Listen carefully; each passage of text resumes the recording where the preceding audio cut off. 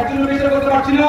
আমি যে কথা বলতেছিলেন একটাই যে আসলে প্রথমে আমি আমার বাংলাদেশে বলছি যে এই যে আমাদের যে কলঙ্কিনী নারী, বাংলাদেশের কলঙ্কিনী নারী শেখ হাসিনা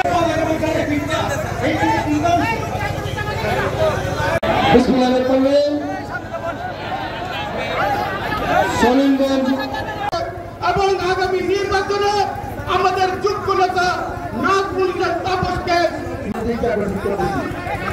যদি বিজেপি করতে হয় আর আছে 30 মিনিট। তাই সে বলে ওই পারে বসে বলে চুপ করে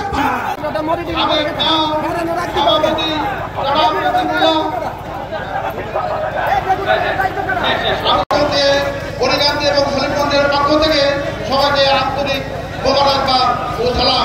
চট্টগ্রাম থেকে ঢুকুন, এদের থেকে বিশাল মিছিল এসেছে। সাইফুল ইসলাম বলেন করবো কেন আনবো, আমি এটাই বলতে চাচ্ছি কেন আনবো। উনি এই দেশের এই দিকে জেলখানায় পালিয়ে গিয়ে উনাকে অসুস্থ করে ফেলেছেন। দেলোয়ার হোসেন সাইদি সাহেবকে ভুয়া মামলা দিয়ে উনি ফাঁসির আসামি বানাই রেখেছে। জোয়ার দেখছেন, এটা হলো গাজী আনোয়ার হোসেন সাহেবের ফ্যামিলিস্ট জোয়ার, এটা হলো নাজমুল হোসেন তাপসের কর্মী। পিঠে রাখলে সুবিধা হয় না। আওয়ামী লীগের চরিত্র সেই রকম। আওয়ামী লীগ কিন্তু গাপটি মেরে বসে আছে, তারা কিন্তু কুকুরের লেজের মতো আবার উল্টে আসবে। আমরা বসে থাকবো না, আমরা কি করতে হবে। আজকের প্রধান অতিথি ব্যারিস্টার রবিন ফারহান আপনাদেরকে দিক নির্দেশনা দিবেন। আমি সময় নষ্ট না করে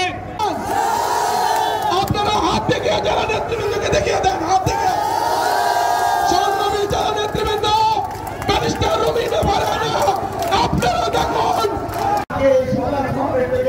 আমরা ভ্রমণ জায়গাবাসী করতে পারলাম।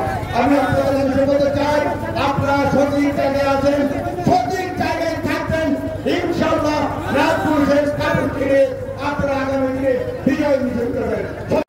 মানুষ আজকে মাঠে নেমেছে, তারই ধারাবাহিকতায় নবীনগর জাতীয়তাবাদী দল কর্তৃক আয়োজিত আজকের এই মহাসমাবেশের সভাপতি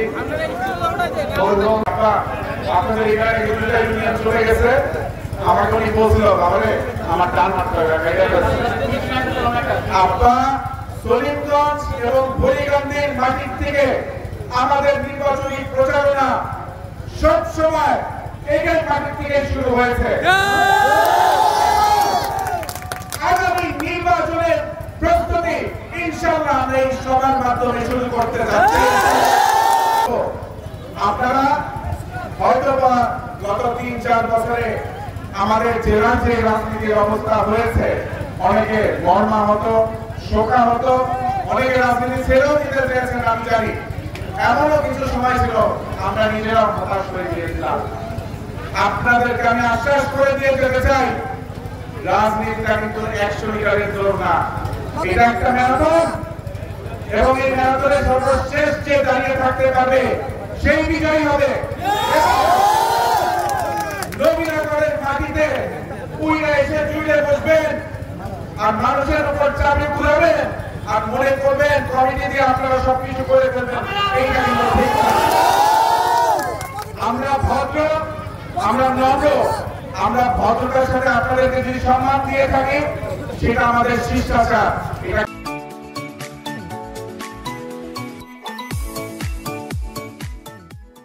একই সঙ্গে একথাও ভুলে গেলে চলবে না, ৫ই আগস্ট কিংবা জুলাইয়ের অভ্যুত্থান হঠাৎ করে ঘটা কোনো ঘটনা নয়। দীর্ঘ ১৭ বছর, অনেক লম্বা সময় আমরা আমাদের অসংখ্য ভাই হারিয়েছি, অসংখ্য নেতা কর্মী হারিয়েছি। আমাদের নেতা কর্মীরা গুম হয়ে গেছে, ঘরে ফেরে নাই। এখনো জানি না হিরু ভাই, পারভেজ ভাই, ইলিয়াস আলী, চৌধুরী আলম তারা কোথায় আছে, কেমন আছে, আদৌ তারা বেঁচে আছে কিনা আমরা কেউ জানি না। আমাদের হাজার হাজার মামলা, লক্ষ লক্ষ মামলা আমাদের নেতা কর্মীদের এক একজনের বিরুদ্ধে দায়ের করা হয়েছে। বাংলাদেশ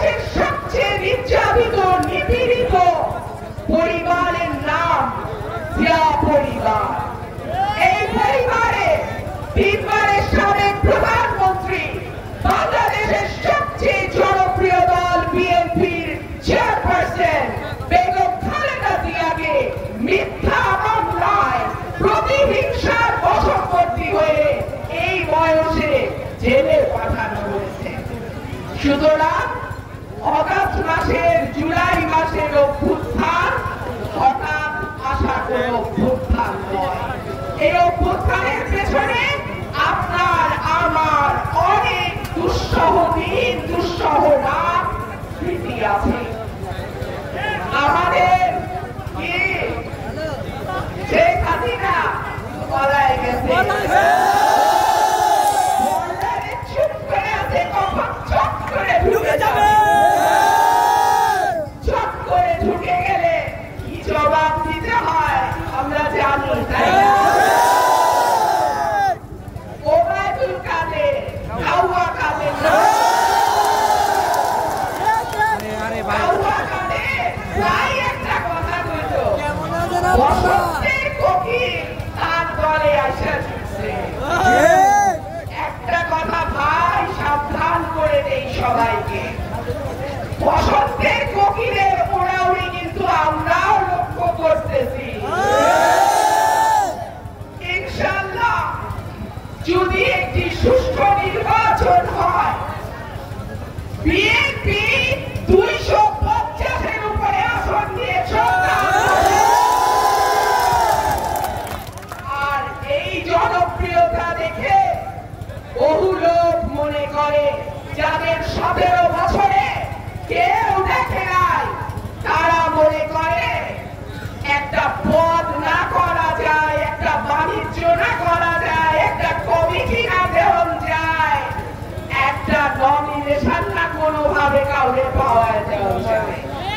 এইসব সুখের পাখি বসন্তের কোকিলদের 1 ইঞ্চি জমিও ব্রাহ্মণবাড়িয়ায় ছাড়া হবে না। আস্তে আস্তে তাপন ভাইকে জিজ্ঞেস করছিলাম, ভাই কমিটি আছে নাকি, কমিটির লোকজন আছে নাকি? বলে কিসের কমিটি? বাংলাদেশের মানুষ আমাদেরকে, ব্রাহ্মণবাড়িয়ার মানুষ আমাদেরকে, নবীনগরের মানুষ আমাদের সঙ্গে কোন কমিটি, পকেট কমিটি, জেব কমিটি, হাফ প্যান্ট কমিটি, এইসব কমিটির মধ্যে আমরা না। সাবধান করে দেব ভাই আপনাদের সবাইকে, সবাই সাবধান থাকবেন, সচেতন থাকবেন, সজাগ থাকবেন। যে আত্মত্যাগের বিনিময়ে হাসিনাকে আমরা দেশ ছাড়া করতে বাধ্য করেছি, সেই আত্মত্যাগ যেন কোটি কয়েক সুবিধাবাদী স্বার্থান্বেষী মহলের কারণে কালিমালিপ্ত না হয়ে যায়। আমাদের রক্তের দাগ, আমাদের নির্যাতনের চিহ্ন, আমাদের মামলার হাজিরা, এই সকল কিছু যেন কোটি কয়েক কমিটিবাজের হাতে বন্দী না হয়ে যায়। বাংলাদেশে এখনো কোন নির্বাচন অনুষ্ঠিত হয় না। ভাইরা আমার, আগামী রাষ্ট্রনায়ক জনাব তারেক রহমান তার বক্তব্যে বলেছিলেন, আগে ছিল দৃশ্যমান শত্রু, এখন অদৃশ্য শত্রু। হাসিনা পলায় গেছে, কিন্তু তার ল্যাসপেন্সারটা কিন্তু রয়ে গেছে।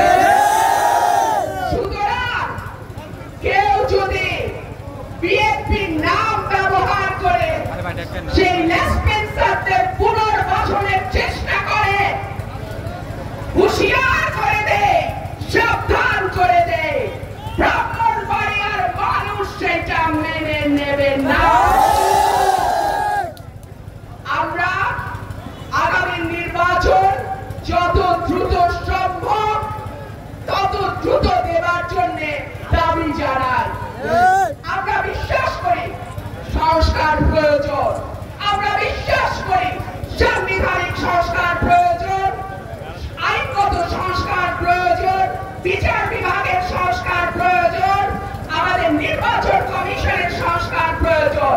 কিন্তু একই সঙ্গে আমরা এটাও বলতে চাই সংস্কার সবচেয়ে বেশি ন্যায্য হয় যদি সেটা নির্বাচিত প্রতিনিধিদের মাধ্যমে সংস্কার। সুতরাং আমি আহ্বান জানাবো যত দ্রুত সম্ভব যৌক্তিক সময়ের মধ্যে মানুষকে তার ভোটের অধিকার ফিরিয়ে দিয়ে বাংলাদেশের মানুষ ভোট পাগল মানুষ। বাংলাদেশের মানুষ 90 বছর 100 বছর বয়সে নাতির কাঁধে উঠে ভোট দিতে চলে যায়। সুতরাং বাংলাদেশের মানুষ 20 বছর কোনো ভোট দিতে পারে না। বাংলাদেশের মানুষ উন্মুখ হয়ে আছে, তবে তারা একটা ভোট দিতে পারবে। মানুষকে সেই সুযোগ করে দিন, মানুষকে তার পছন্দের প্রতিনিধি নির্বাচনের সুযোগ করে দিন এবং যেই সংস্কার দরকার সেটা নির্বাচিত প্রতিনিধিদের মাধ্যমে হওয়াটা সুন্দর এবং সহজ।